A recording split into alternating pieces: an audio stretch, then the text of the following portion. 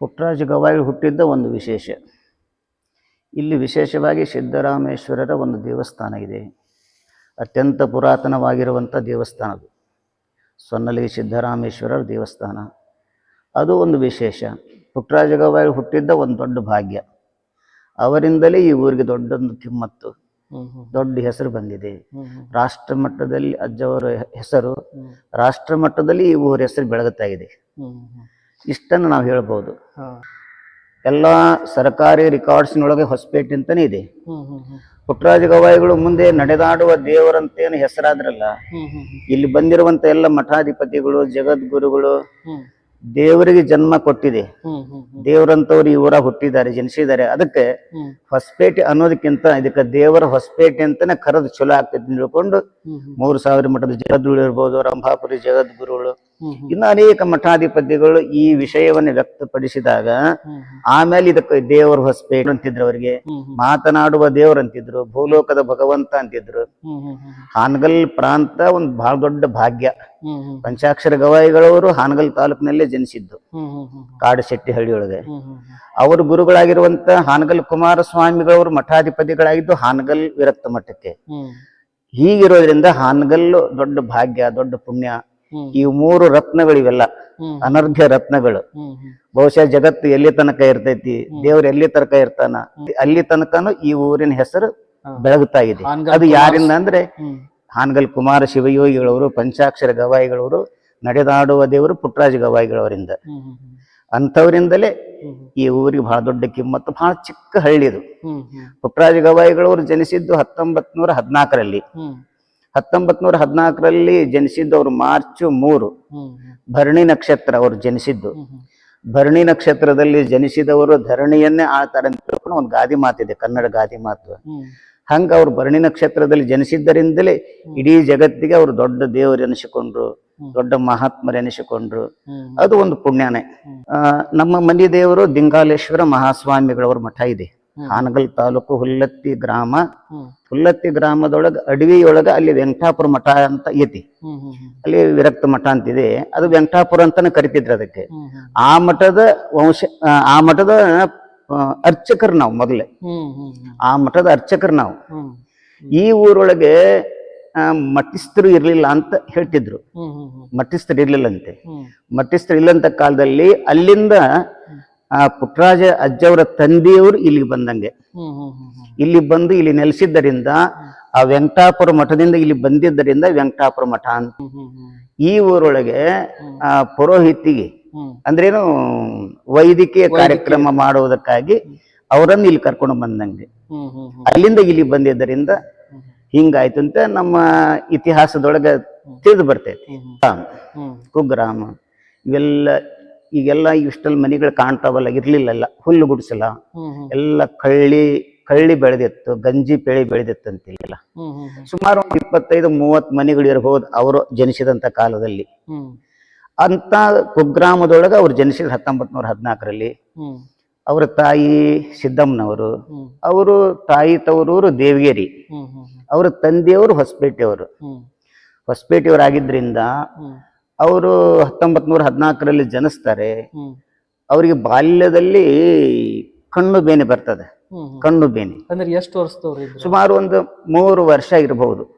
3 ವರ್ಷನೂ ಅಲ್ಲ, ಇನ್ನು 6 ತಿಂಗಳ ಅಂತ ಹೇಳ್ತಾರೆ.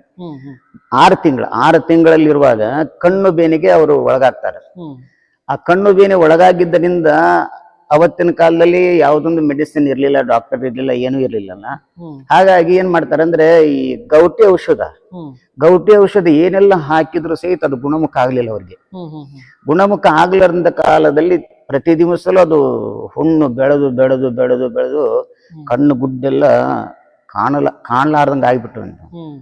ಅವಾಗೆ ಅವತ್ತಿನ ಕಾಲದಲ್ಲಿ ಯಾರು ಏನ್ ಹೇಳ್ತಾರಲ್ಲ ಎಲ್ಲದನ್ನ ತಾಯಿ ಎಲ್ಲ ಪ್ರಯತ್ನ ಮಾಡಿ ಈ ಹೂವಿನ ರಸಗಳನ್ನ ಅಂತ ಇಂತ ಗಿಡಮೂಲಿಕೆ ತಪ್ಪಗಳನ್ನೆಲ್ಲ ಹಿಂಡ್ತಿದ್ರು. ಅದು ಗುಣಮುಖ ಆಗ್ಲಿಲ್ಲ ಅದು.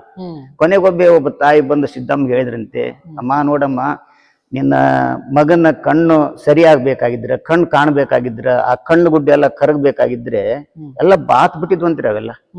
ಆ ಸಂದರ್ಭಕ್ಕೆ ಏನಾಯ್ತು ಅಂದ್ರೆ ಒಬ್ಬ ತಾಯಿ ಬಂದು ಹೇಳ್ದಂಗೆ ಸಿದ್ದಮ್ಮಗೆ, ನಾಯಿ ಮೈಯಾಗಿರುವಂತ ತೊನಸಿ ಅಂತ ಇರ್ತಾವ್ರಿ, ತೊನಸಿ ಹುಳ ಅಂತ ಇರ್ತದೆ. ಆ ತೊನಸಿ ಹುಳವನ್ನ ಕೈಯಾಗ ಹಿಡಿದು ಹಿಂಗ ತಿನ್ನಿಸಿದ್ರೆ ಅದೆಲ್ಲ ಪರಿಯೆಲ್ಲ ತಿಂತೈತಿ. ಆಮೇಲೆ ನನ್ನ ಮಗನ ಕಣ್ಣು ಚಲೋ ಕಾಣ್ತಾವ ಅಂತ ತಿಳ್ಕೊಂಡು ಯಾರೋ ಒಬ್ರು ಬಂದು ಹೇಳ್ದಂಗೆ ಆ ತಾಯಿ ಸಿದ್ದಮ್ಮನವರಿಗೆ. ಒಟ್ಟ ತಾಯಿಗೇನು ಆಸೆ ಇರ್ತೈತೆ ಅಂದ್ರೆ ನನ್ನ ಮಗ ಗುಣಮುಖ ಸಾಕಲ್ಲ, ನನ್ನ ಮಗನ ಕಣ್ಣು ಬಂದ್ರೆ ಸಾಕಲ್ಲ. ಮತ್ತ ಅವತ್ತು ಪರಿಹಾರ ಅಂದ್ರೇನೆ ಯಾರು ಏನ್ ಹೇಳ್ತಾರ ಅದನ್ನ ಮಾಡೋದೇ ಒಂದು ಕಾಲ ಇತ್ತಲ್ಲ. ಹಾಗಾಗಿ ಒಟ್ಟು ನನ್ನ ಮಗನ ಮುಖ ಕಣ್ಣು ಸರಿಯಾದ್ರೆ ಸಾಕು ಅನ್ನುವಂಥ ಭಾವನೆಯಿಂದ ಆ ತಾಯಿ ಏನ್ ಮಾಡ್ತಾನೆ, ನಾಯಿ ಮಯ್ಯನಾಗಿರುವಂತ ತೊನಿಸಿ ಹಿಡ್ಕೊಂಡು ಬಂದು ಕೈಯಾಗಿ ಹಿಡಿದು ತಿನ್ನಿಸುವ ಬದ್ಲಿ ಏನ್ ಮಾಡ್ತಾಳೆ, ಕಣ್ಣಲ್ಲಿ ಇಲ್ಲೇ ಬಿಟ್ಟು ಬಿಡ್ತಾಳೆ. ಕಣ್ಣಲ್ಲಿ ಬಿಟ್ಟಾಗ ಅದು ಆ ಹುಳ ಏನ್ ಮಾಡ್ತಾ ಇದೆ ಅಂದ್ರೆ ಆ ಪರಿ ತಿನ್ನುವುದ್ರ ಜೊತೆಗೆ ಆ ಕಣ್ಣು ಗುಡ್ಡಿನ ತಿಂದು ಬಿಡ್ತೈತಿ. ಆ ದೃಷ್ಟಿಯ ದೃಷ್ಟಿನ ತಿಂದು ಬಿಡ್ತದೆ, ಕಣ್ಣು ಕಾಣದಂಗ ಆಗ್ಬಿಡ್ತಾವ. ಅವಾಗ ಬಹಳ ಗೋಳಾಡ್ತಾಳ ತಾಯಿ, ಬಹಳ ದುಃಖ ಪಡ್ತಾಳ. ನಾನಿರೋ ತನಕ ನನ್ನ ಮಗನ ಜೋಪಾನ ಮಾಡ್ತೀನಿ, ನಾ ಹೋದ ಕಾಲಕ್ಕೆ ನನ್ನ ಮಗನ ಗತಿ ಏನು ಅಂತ ತಿಳ್ಕೊಂಡು ಅದೇ ಚಿಂತೆಯೊಳಗೆ ನಿತ್ತಲು ಕೊರಗ್ತಾ ಇರ್ತಾಳ. ನಿತ್ತಲು ಕಣ್ಣೀರ್ ಹಾಕ್ತಾಳೆ ತಾಯಿ ಸಿದ್ದಮ್ಮ. ಬಹಳಷ್ಟು ನೋವನ್ನು ಅನುಭವಿಸ್ತಾಳೆ. ಮುಂದೆ ಕೆಲವೇ ದಿನಗಳಲ್ಲಿ ಅವರ ತಂದೆಯವರಾಗಿರುವಂತ ರೇವಯ್ಯನವರು ನನ್ನ ಮಗ ಕುರುಡನ ಆದ್ನಲ್ಲ ಅಂತ ತಿಳ್ಕೊಂಡು ಬಹಳಷ್ಟು ಬೇಸರದಿಂದ ಆ ಮಗನ ಕುರುಡತನದ ಚಿಂತೆಯೊಳಗನೆ ಒಂದೆರಡು ವರ್ಷದಲ್ಲಿ ತಂದೆಯವರು ತೀರ್ಕೊಂಡು ಹೋಗ್ಬಿಡ್ತಾರೆ. ಆ ಮಗನ ಕುರುಡತನವನ್ನು ಸಹಿಸಲಾರದೆ ಕೊರಗಿ ಅವರು ತೀರ್ಕೊಂಡು ಹೋಗ್ಬಿಡ್ತಾರ. ಮತ್ತೆ ಗಂಡ ಹೋದ್ಮೇಲೆ ನನ್ನ ಗತಿ ಏನು ಅನ್ನುವಂಥ ಭಾವನೆ ಬಂದ್ಬಿಡ್ತಾರೆ. ನನ್ನ ಯಾರು ಜೋಪಾನ ಮಾಡೋರು, ಮಗನು ಕುರುಡ, ನಾನು ವಿಧವೆ, ಮತ್ ನನ್ನ ಬದುಕೆಲ್ಲಿ? ಅದಕ್ಕಾಗಿ ಎಲ್ಲಿರ್ಬೇಕು, ಎಲ್ಲಿ ನನಗೆ ಆಶ್ರಯ ಅಂತ ತಿಳ್ಕೊಂಡು ಆಲೋಚನೆಯೊಳಗೆ ಇರುವಂತ ಸಂದರ್ಭದೊಳಗೆ ಈ ಸುದ್ದಿ ಅವರ ಸೋದರ ಮಾವ ಚಂದ್ರಶೇಖರಯ್ಯನವರು, ಅಂದ್ರೆ ಸಿದ್ದಮ್ಮನ ಸೋದರ ಅಣ್ಣ ಚಂದ್ರಶೇಖರಯ್ಯನವರು, ಅವರು ಪಂಚಾಕ್ಷರ ಗವಾಯಿಗಳವರ ಅತ್ಯಂತ ಪ್ರೇಮದ ಶಿಷ್ಯರವರು. ಪಂಚಾಕ್ಷರ ಗವಾಯಿಗಳವರಲ್ಲಿ ಅದ್ಭುತವಾಗಿರುವಂತ ಸಂಗೀತವನ್ನು ಕಲ್ತಿರ್ತಾರೆ ಅವರು. ಪಂಚಾಕ್ಷರ ಗವಾಯಿಗಳ ಹತ್ರ ಹಾರ್ಮೋನಿಯಂ ಕಲ್ತಿರ್ತಾರೆ. ಅವ್ರ ಹಾರ್ಮೋನಿಯಂ ನುಡಿಸೋದನ್ನ ಕೇಳಿದ್ರೆ ಬಹಳ ಅದ್ಭುತವಾಗಿ ನುಡಿಸ್ತಿದ್ರು ಅವರೆಲ್ಲ. ಅಂತವ್ರಿಗೆ ಮತ್ತೆ ತಂಗಿ ವಿಧವೆ ಆದ್ಲು, ಮಗ ಕುರುಡಾದ ಅಳಿಯ, ಮತ್ತೆ ನನ್ನ ತಂಗಿಗಿನ್ನ ಗತಿ ಏನು, ನನ್ನ ತಂಗಿ ಬಾಳು ಏನು? ಹೌದಾ? ಅದಕ್ಕಾಗಿ ಸುಮ್ಮನೆ ಗಂಡನ ಮನ್ಯಾಗ ಇರೋಕ್ಕಿಂತ ತವ್ರ ಮನೆಗೆ ಕರ್ಕೊಂಡು ಬಂದು ಜೋಪಾನ ಮಾಡಿದ್ರ ಅಂತ ತಿಳ್ಕೊಂಡು ಚಂದ್ರಶೇಖರಯ್ಯನವರು ಇಲ್ಲಿ ಬಂದು ಅವತ್ತಿನ ಕಾಲಕ್ಕೆ ತಂಗಿ ಮಗನಾಗಿರುವಂತ ಆ ಮಗುವಿನ ಹೆಸರು ಪುಟ್ಟಯ್ಯ ಅಂತ ಇಟ್ಟಿರ್ತಾರ. ಅವ್ರು ಪುಟ್ಟಯ್ಯನ ಕರ್ಕೊಂಡು ಅವ್ರು ದೇವಗಿರಿಗೆ ಹೋಗ್ತಾರ. ದೇವಗಿರಿ ಒಳಗೆ ಅವರು ತಮ್ಮ ತಂಗಿಯನ್ನ ಪ್ರೀತಿಯಿಂದ ನೋಡ್ಕೊಂತಾರ. ತಂಗಿಯನ್ನ ಸಾಕಿ ಸಲುತ್ತಾರ. ತಂಗಿಗೆ ಏನು ಕೊರತೆ ಆಗಲ್ಲ ನೋಡ್ಕೊಂತಾರ. ಮಗನನ್ನು ಅಂದ್ರೆ ಅಳಿಯನನ್ನು ಕೂಡ ಬೆಳೆಸ್ತಾರ ಅವ್ರು. ತಂಗಿಯ ಜೊತೆಗೆ ಮಗನನ್ನು ಕೂಡ ಚೆನ್ನಾಗಿ ಬೆಳೆಸ್ತಾರ. ಬೆಳೆಸಿದ ಮೇಲೆ ಅವ್ರಿಗೆ ಗಾಡ್ ಗಿಫ್ಟ್ ಏನಂತಂದ್ರೆ, ಅವರು ಹೊರಗಿನ ಕಣ್ಣು ಭಗವಂತ ತೆಗೆದುಕೊಂಡಿದ್ದವ, ಆದರೆ ಅಂತರಂಗದೊಳಗೆ ಅವ್ರಿಗೆ ಅದ್ಭುತವಾಗಿರುವಂತ ಸಂಗೀತದ ಕಣ್ಣನ್ನ, ಸಂಗೀತದ ಸರಸ್ವತಿಯ ಒಂದು ಕಣ್ಣನ್ನೇ ಪುಟ್ಟರಾಜ ಗವಾಯಿಗಳವರಿಗೆ ವರದಾನ ಮಾಡಿದ್ದ ಭಗವಂತ. ಹೊರಗಿನ ಕಣ್ಣನ್ನ ಕಸೆದುಕೊಂಡು ಒಳಗಿನ ಕಣ್ಣಿನಿಂದ ಪುಟ್ಟಯ್ಯನನ್ನ ಆ ಭಗವಂತ ಬೆಳೆಸ್ತಾ ಇದ್ದ. ಹೀಗಿರುವಂತ ಸಂದರ್ಭದಲ್ಲಿ ಅವ್ರ ಸೋದರ ಮಾವರು ನಿತ್ಯಲು ಹಾರ್ಮೋನಿಯಂ ನುಡಿಸ್ತಿದ್ರು. ಅವ್ರ ಮನೆಯೊಳಗ ಹಾರ್ಮೋನಿಯಂ ನುಡಿಸ್ತಿದ್ರು ಅವರು. ಆ ಹಾರ್ಮೋನಿಯಂ ನುಡಿಸೋದನ್ನ ಪುಟ್ಟಯ್ಯ ಬಾಲಕನಿರುವಾಗಲಿ ಸಣ್ಣವನಿರುವಾಗಲಿ ಕುಂತು ಕೇಳ್ತಿದ್ದ ಒಂದ್ ಕಡೆ. ಅವ್ರ ಅದ್ಭುತವಾಗಿರುವಂತ ಹಾರ್ಮೋನಿಯಂ ಅಂತದ್ದೇ, ಅವ್ರು ನುಡಿಸೋದು ಅಂತದ್ದೇ. ಬಹುಶಃ ಆ ಹಾರ್ಮೋನಿಯಂ ಯಾರ ಕೈಯಾಗೂ ಕೊಡ್ತಿದ್ದಿಲ್ಲ ಅವರು. ಅಂತ ಹಾರ್ಮೋನಿಯಂ ಅವರು ಹಗಲೆಲ್ಲ ಅವ್ರು ಬೇಸಾಯ ಮಾಡ್ತಿದ್ರು. ಒಕ್ಕಲ್ತನ, ಕೃಷಿಕರ ಮನೆತನದು. ತಮ್ಮ ಕೆಲಸ ವ್ಯವಸ್ಥೆಗಳನ್ನು ಮುಗಿಸಿಕೊಂಡು ಬಂದ್ಮೇಲೆ ಅವ್ರೇನ್ ಮಾಡ್ತಿದ್ರು, ಸಾಯಂಕಾಲ ಬಾರಿಸೋದು ಹಾಡೋದು ಮಾಡ್ತಿದ್ರಲ್ಲ, ಅದನ್ನ ಕೇಳ್ತಿದ್ದ ಪುಟ್ಟಯ್ಯ. ಕೇಳ್ತಾ ಒಂದ್ಸಾರಿ ಅವ್ರ ಸೋದರ ಮಾವ ಇಲ್ಲದಂತ ಸಂದರ್ಭದಲ್ಲಿ ತಾವೇ ಸ್ವತಃ ಎಂದೆಂದು ಮುಟ್ಟಲಾರದ ಪೆಟ್ಟಿಗೆಯನ್ನ ಅವತ್ತೇ ತಗೊಂಡು ನುಡ್ಸಾಕತ್ತಾರ. ಅವ್ರು ಕಲಿತಿಲ್ಲ, ಏನೂ ಹೇಳಿಲ್ಲ ಅವ್ರ ಸೋದರ ಮಾವ, ಬರೇ ಕೇಳಿದ್ದಷ್ಟೇ. ಅವ್ರಿಗೆ ಅಷ್ಟು ಜ್ಞಾನೋದಯ ಆಗ್ಬಿಟ್ಟಿತ್ತು. ಅವ್ರಿಗೆ ಅಷ್ಟೊಂದು ಅದ್ಭುತವಾಗಿರುವಂತ ಶಕ್ತಿ ಪಡ್ಕೊಂಬಂದಿರು ಪುಟ್ಟಯ್ಯ. ಆ ಮಾವಿಲ್ಲದಂತ ಸಂದರ್ಭದಲ್ಲಿ ಅವರನ್ನು ಯಾವಾಗ ಹಾರ್ಮೋನಿಯಂ ನುಡ್ಸಾಕತ್ತಿ ಅಂದಲ್ಲ, ಆ ಸಮಯಕ್ಕೆ ಬಂದ್ಬಿಡ್ತಾರ ಅವ್ರು. ನನ್ನ ಹಾರ್ಮೋನಿಯಂ ಇವತ್ತು ಯಾರು ನುಡ್ಸಾಕತ್ಯಾರ, ಇಷ್ಟು ಅದ್ಭುತವಾಗಿ ಯಾರು ನುಡ್ಸಾಕತ್ಯಾರ? ಅವ್ರಿಗೆ ಆಶ್ಚರ್ಯ, ಬಹಳ ವಿಸ್ಮಯ ಆಕತಿ ಅವ್ರಿಗೆ, ಸೋದರ ಮಾವರಿಗೆ. ಯಾರ ಮನೆಗೆ ಬಂದಾರ, ಯಾವ ಕಲಾವಿದರು ಬಂದಾರ ನಮ್ಮ ಮನೆಗೆ? ಸರಿ ನೋಡೋಣ ತಿಳ್ಕೊಂಡು ಮನೆಗೆ ಬರ್ತಾರ.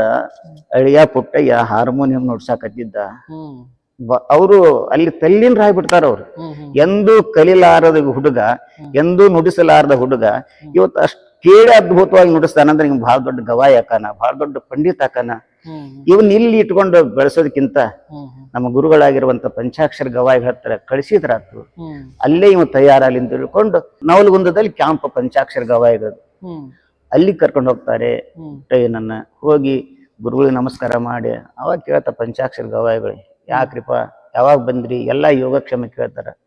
ಅವಾಗೆಲ್ಲ ಹೇಳ್ತಾರ, ಇಲ್ರಿಪ್ಪ ನಮ್ಮ ಅಳಿಯ ಪುಟ್ಟಯ್ಯ ಅವನಿಗೆ ತಂದೆ ತೀರ್ಕೊಂಡಾನ, ಅದ್ಭುತವಾಗಿರುವಂತ ಹಾರ್ಮೋನಿಯಂ ನುಡಿಸ್ತಾನವ, ಅದಕ್ಕೆ ತಮ್ಮ ಸನ್ನಿಧಾನಕ್ಕೆ, ಅವನು ಕುರುಡ, ಯಾವುದೋ ಒಂದು ಕಣ್ಣು ಬೇನೆಯಿಂದ ಕಣ್ಣು ಹೋಗಿದ್ದೇವೆ, ಅದಕ್ಕಾಗಿ ತಮ್ಮ ಸನ್ನಿಧಾನಕ್ಕೆ ಅರ್ಪಣೆ ಮಾಡ್ತೀನಿ.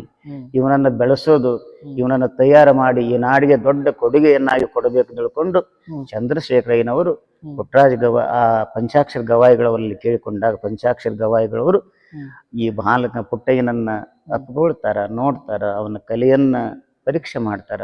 ಯೋಗ್ಯವಾಗಿರುವಂತ ಶಿಷ್ಯ ನನ್ನ ಪಾಲಿಗೆ ಬಂದ ಅನ್ನೋದನ್ನ ಸಂತೋಷ ಪಟ್ಟು ಅವರು ಆ ಮಗನನ್ನು ಇಟ್ಟುಕೊಂಡು ಅವನಿಗೆ 100 ಜನ ಶಿಷ್ಯರು ಪಂಚಾಕ್ಷರ ಗವಾಯಿಗಳ ಹತ್ರ ಅತಿರಥ ಮಹಾರಥರು ಆ ಸಮಯದೊಳಗನೆ. ಅಂಥವರ ಮಧ್ಯದಲ್ಲಿ ಪುಟ್ಟರಾಜರಿಗೆ ಬಹಳ ವಿಶೇಷವಾಗಿರುವಂತ ಸಂಗೀತವನ್ನು ಕಲಿಸ್ತಾರೆ. 2 ಉಭಯ ಗಾಯನ ವಿಶಾರದ, ಅಂದ್ರೆ ಕರ್ನಾಟಕಿ ಸಂಗೀತ, ಹಿಂದೂಸ್ತಾನಿ ಸಂಗೀತ. ಪಂಚಾಕ್ಷರ ಗವಾಯಿಗಳು 2 ಹಾಡ್ತಿದ್ರು ಅವ್ರು, ಎರಡರಲ್ಲಿ ಬಹಳ ದೊಡ್ಡ ವಿದ್ವಾನ್ರವ್ರು. ಅಂಥವ್ರು ತಾವು ಕಲಿತಂತ 2 ಸಂಗೀತವನ್ನ ತಮ್ಮ ಶಿಷ್ಯನಾಗಿರುವಂತ ಪುಟ್ಟಯ್ಯನಿಗೆ ಅವಿರತವಾಗಿ ಕಲಿಸ್ತಾರೆ. ಎಲ್ಲ ಸಂಸ್ಕಾರ ಕಲಿಸ್ತಾರೆ, ಆಚಾರ ವಿಚಾರ ಎಲ್ಲವನ್ನ ಕಲಿಸಿ ಬಹುಶಃ ಈ ಪುಟ್ಟಯ್ಯ ಮುಂದೆ ನನ್ನ ಕೀರ್ತಿ ಬೆಳಗಿಸ್ತಾನೆ, ನನ್ನ ಹೆಸರನ್ನು ಉಳಿಸ್ತಾನ ಅನ್ನುವಂತ ಭಾವ ಅವರಲ್ಲಿ ಮೂಡ್ತದ. ಸಮರ್ಥ ಗುರುವಿಗೆ ಸಮರ್ಥ ಶಿಷ್ಯ ಸಿಕ್ಕ ಅನ್ನೋದು ಗುರುಗಳು ಸಂತೋಷ ಪಟ್ಟು ಮುಂದೆ ಅವನಿಗೆ ಏನು ಕಲಿಸ್ಬೇಕಾಗಿತ್ತಲ್ಲ, ನಾಡಿನ ವಿದ್ವಾಂಸರಿಂದ ಸಂಸ್ಕೃತವನ್ನ ಯಾರು ಹೇಳ್ತಿದ್ರ ಅವತ್ತಿನ ಕಾಲಕ್ಕೆ ಅಂತ ವಿದ್ವಾಂಸರನ್ನು ಕರೆಸಿ ಅವರಿಗೆ ಸಂಸ್ಕೃತವನ್ನು ಕಲಿಸ್ತಾರೆ. ಬಹಳ ಪಂಚಾಕ್ಷರ ಗವಾಯಿಗಳು ಬಹಳ ಕಷ್ಟಪಟ್ಟು ಪುಟ್ಟಯ್ಯನನ್ನು ಬೆಳೆಸ್ತಾರೆ.